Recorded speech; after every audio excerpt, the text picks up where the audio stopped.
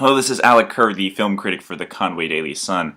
This past weekend I had my 30th birthday, so in honor of that I wanted to do a video about my favorite films of the year I was born, 1983. 1983 was the year of two James Bond films. It was kind of a odd circumstances where there was the official entry into the Bond series starring Roger Moore, Octopussy, and then another company actually managed to convince Sean Connery to reprise the role of James Bond in Never Say Never Again, which was essentially just a remake of Thunderball. For purists who couldn't stand Roger Moore, to have another film with Sean Connery was fantastic. And at this point in the series, Roger Moore had definitely gotten a little long on the teeth. He felt way too old for the role. And Sean Connery was, just as old as Roger Moore at this point, but that film made reference to the fact that he was getting older, and where the Roger Moore series kind of just ignored that. So it was great to have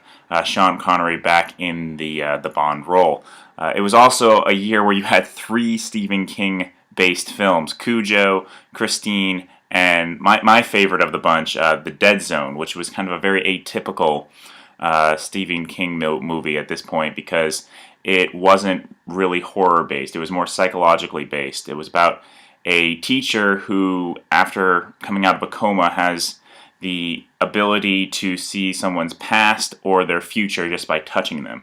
And this character was played by Christopher Walken in one of his really best acting examples of acting, like truly acting, not just being eccentric, kooky Walken. It's a really fascinating character study, and it's directed by another person that it's kind of unexpected coming from, David Cronenberg, who at this point in his career was really known for violent and gory films. In fact, just this same year, 1983, he did Videodrome, which was full of very strange and unsettling and graphic imagery.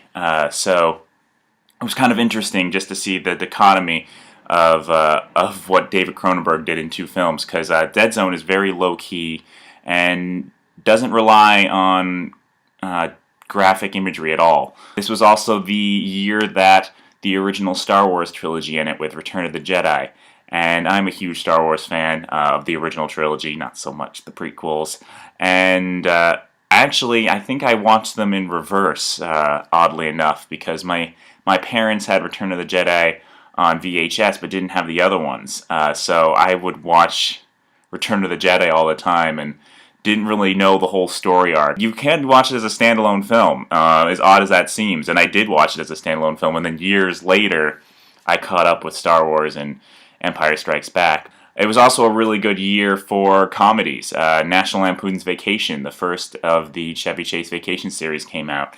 And that is a very funny film, and I think people forget how dark that first film was. It's still the best, although Christmas Vacation is a close second.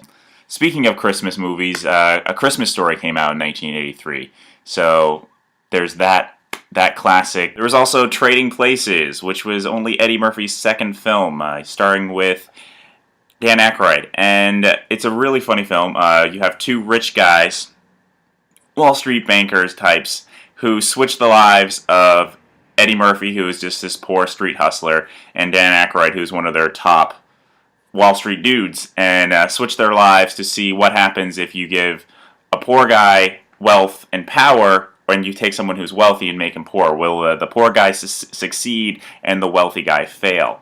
And it had some interesting, sort of social commentary, but it was also just a really broad, silly comedy, and was a great showcase for both Eddie Murphy and Dan Aykroyd, and also gave a good role to Jamie Lee Curtis to show her comedic chops, because at this point she was really only doing horror films, so this was a really great kind of breakout role for Jamie Lee Curtis. There was Risky Business, the film that launched Tom Cruise's career, and that is a film that's pretty much only really remembered for the scene with him sliding in with his boxers, but it's a very shrewd comedy and just really well done. And it's, Tom Cruise, his family goes away, and he's trying to do this young entrepreneur's class and this project for it, and so he turns his house into a brothel, and it's very well done. Of because in the early 80s there were a lot of teen comedies that came out, and this was one that was really sophisticated. Instead of just having sexual antics, it was actually really sensual and